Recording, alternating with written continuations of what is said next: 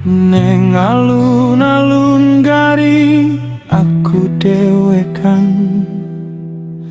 ngerasake sepi,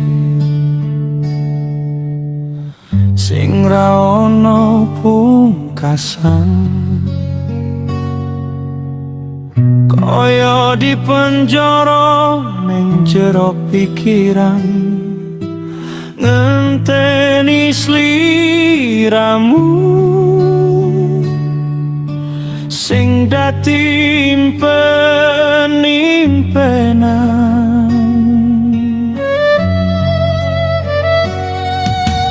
Kenapa gampang banget nyimas lali, mungkurke janji sing mbok ucap dhisik kuwi. Apa sliramu pancen wis ra kelingan nalika kowe kondo, aku sing dadi tujuan. Jarene aku wong lanang terakhir sing dadi dermagang sliramu mampir sawise kesel ngarungi samudra.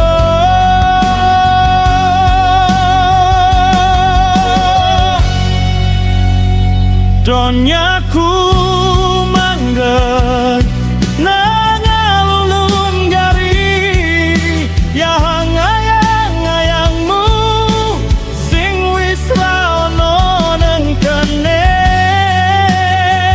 Kenapa nimas malah milih lunga, mblenjani janji ninggal tatu ning dodo.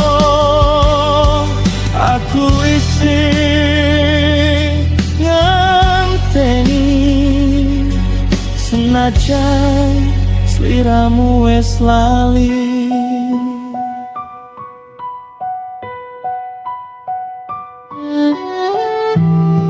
Samudra tresno wis mbok arungi, nanging kenapa dudu aku sing mbok pilih go menepi. Dermaga iki saiki wis dadi sepi.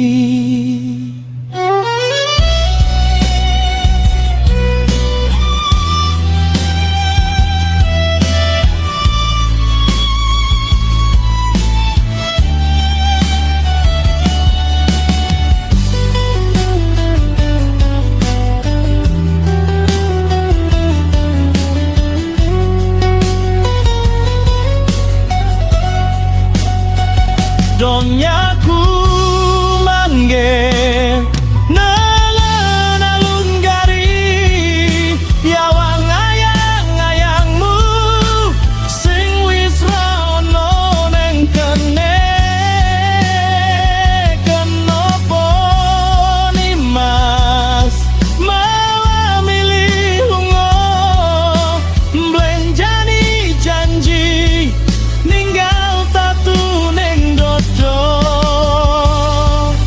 Aku isi ngenteni senajan sliramu wis lali.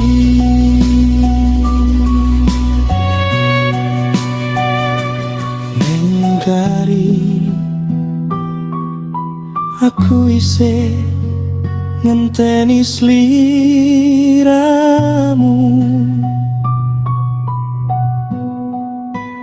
belanjani janji nimas.